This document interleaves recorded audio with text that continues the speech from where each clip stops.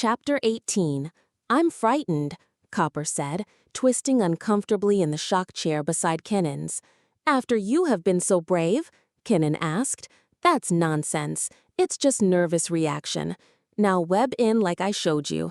It's time for blast-off. We don't dare wait much longer. All right, but I have a feeling that this isn't right. Something is going to go wrong. I hope you don't have precognition, Kennon smiled. I've checked everything. The ship is as good as she'll ever be. There's nothing more that we can do. There's one consolation, Copper said wanly. We'll die together. There's a better chance that we'll live together. I hope so. Ready? Kennon asked. She nodded. He flipped the switches that would send the fuel rods into the reactor. Below them, a soft, barely audible whine ascended the sonic scale to a point of irritating inaudibility. Kennon smiled. The spin dizzy was functioning properly. He flipped a second bank of switches, and a dull roar came from the buried stem. Ashes and pumice heated to incandescence were blown through the air. Molten drops of radioactive lava skittered across the beryllium hull as Kennon advanced the power. The whole stem of the ship was immersed in a seething lake of boiling rock as the egg lifted slowly with ponderous dignity into the night sky. Hang on, Kennon said. I'm going to hyper. His hand moved a red lever, and the egg shimmered and vanished with a peculiar wrenching motion into an impossible direction that the mind could not grasp. And the interceptor missile from Otpin 1 nosed through the space the egg had occupied. We made it, Kennon said, looking across the writhing semi-fluid control board, shifting oddly in the harsh yellow monochromatic light that pervaded the cabin. The screens were leaking like sieves, but they were holding well enough to keep Conthee yellow from being anything more than an annoyance. He glanced over at Copper, a fantastically elongated Copper who looked like a madman's dream of chaos. And Copper screamed. The sound echoed and re-echoed, dying away with a lingering, discordant reverberation that made his skin tingle. Copper, it's all right, stop it. Copper screamed again, and her elongated figure suddenly foreshortened and collapsed into a small, writhing ball from which two small pink hands emerged, clutching at a gelid mass of air that flowed sluggishly around them. And Kennon knew what he had forgotten. Hyperspace with leaky screens was nothing to inflict upon an unprepared mind. It is one thing to endure partial exposure after months of training, with experienced medics standing by to help you through the shock phase, but quite another to be thrust from a safe and sheltered existence into the mind-shattering distortions of the Conthee continuum. The egg was old. Her screens, never good at best, were hardly more than filters. Through the hull, through the drive lattice, the viciously distorted Conthee environment seeped into the ship, turning prosaic shapes of controls and instruments into writhing masses of obscene horror that sent extensions wiggling off into nothingness at eye-aching angles. A spaceman could take this, knowing it wasn't real, but a tyro could not. Copper collapsed. Her mind, assaulted by sensations no untrained person should experience, went into shock. But she wasn't granted the mercy of unconsciousness. Terrified by a pseudo-reality that surpassed her wildest nightmares, she stared wide-eyed at the control room and the thing that had been Kennon. She screamed until her throat was raw, until the monster beside her touched her with Kennon's hands. Then, mercifully, she felt a stinging in her arm and all sensation ceased. Kennon stared glumly at the controls. Fleming alone knew how many objective years were passing outside as they hurtled through forespace. Subjectively, it would only be hours aboard the egg, but a decade or maybe a century might pass outside this mad universe where neither time nor speed had meaning. The old ships didn't have temporal compensators, nor could they travel through upper bands of Conthee, where subjective and objective time were more nearly equal. They were trapped in a semi-stasis of time as the ship fled on through the distorted monochromatic regions that bypassed normal space. The egg slipped smoothly out of the hyperjump back into the normal universe. Beta floated above them, the blue shield of her atmosphere shining softly in the light of Beta sun. Couldn't hit it that good in 100 tries, Kennon gloated, halfway across the galaxy and right on the nose. He looked at the shock chair beside him. Copper was curled into a tight ball inside the confining safety web, knees drawn up, back bent, head down, arms wrapped protectively around her legs, the fetal position of catatonic shock. He shook her shoulder, no response. Her pulse was thready and irregular. Her breathing was shallow. Her lips were blue. Her condition was obvious: space shock, extreme grade. She'd need medical attention if she was going to live, and she'd need it fast. Just why, you educated nitwit, he snarled at himself, didn't you have sense enough to give her that injection of Sonmol before we hypered?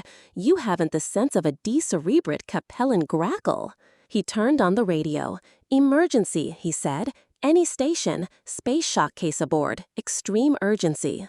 Identify yourself. Give your license. Over. What port are you? Hunterstown. Will you please identify? Over. Your coordinates. Over. 280.45, 67.29 plus. Repeat, request your identification. Pilot Kennon, Jac Beta 47M, 26429. I have no ID for the ship, and you'll see why when I land. Over. Hunterstown Port to Kennon. You are not, repeat, not cleared to land. Go into orbit and report your position. Over. Sorry, Hunterstown. You wouldn't have checked in if you didn't have room, and a hospital. This is an emergency. I'm setting down. Out. But the words got no farther. Kennon was already spinning the ship. All right, we have you on the scope, but this is a Class 1 violation. You may come in on landing beam 1. Sorry, I have no GCA. What? What sort of ship are you flying? The voice was curious. I'm matching intrinsics over your port. Talk me in when I break through the overcast. Talk you in? That's right. My instruments are obsolete. Great Halstead. What else? I have an ion drive, +2 radioactive. Oh no, and you still want to come in? I have to. My passenger's in shock. She's going to have a baby. All right, I'll try to get you down in one piece. Have an ambulance ready, Kennon said. Kennon lowered the egg through the overcast. Ground control picked him up smoothly and took him down as though it had been rehearsed. The egg touched down in the radioactive area of the port. Decontamination jets hissed, sluicing the ship to remove surface contamination. Ochsner, what sort of a ship is that? Ground control's startled voice came over the annunciator. It's an old one, Kennon said. That's a gross understatement. Stand by for boarders. Ambulance coming up. Kennon opened the airlock, and 2 radiation-suited men entered. At least you had sense enough to wear protective clothing in this hotbox, one said, as they carefully unwebbed Copper and carried her out of the lock. You wait here. The port captain wants to see you. Where are you taking her? What center? Kennon asked. What should you care? You've nearly killed her. The idea of taking a pregnant woman up in this death trap? What in Fleming's name's the matter with your brain? I had to, Kennon said. I had to. It was a matter of life and death. For once, he thought wryly, the cliché was true. The Baton's face behind the transparent helmet was disgusted and unbelieving. I hear that sort of thing every day, he said. Am I supposed to believe it? You'd believe it if you'd have been where I was, Kennon muttered. Now, where are you taking her? He demanded. The man arched blonde eyebrows. To the local medical center. Where else? There's only one in this area. Thanks, Kennon said. He watched the ambulance flit off as he waited for the spaceport patrol. There was no further need for the protection suit, so he peeled it off and hung it in the control room locker. Copper was right, he mused. It did itch. The port captain's men were late as usual, moving gingerly through the radiation area. A non-com gestured for him to enter their carryall. Port captain wants to see you, he said. I know, Kennon replied. You should have waited upstairs. I couldn't. It was a matter of medicine, Kennon said. The non-com's face sobered. Why didn't you say so? All you said was that it was an emergency. I've been away. I forgot. You shouldn't have done that. You're a Baton, aren't you? Kennon nodded. They drove to the port office, where Kennon expected and got a bad time from the port officials. He filled out numerous forms, signed affidavits, explained his unauthorized landing, showed his spaceman's ticket, defended his act of piloting without an up-to-date license, signed more forms, entered a claim for salvage rights to the egg, and finally, when the legal department, the traffic control department, the spaceport safety office, customs, immigration, and traveler's aid had finished with him, he was ushered into the presence of the port captain. The red-faced, chunky officer eyed him with a cold stare. "You'll be lucky, young man, if you get out of this with a year in correction. Your story doesn't hang together."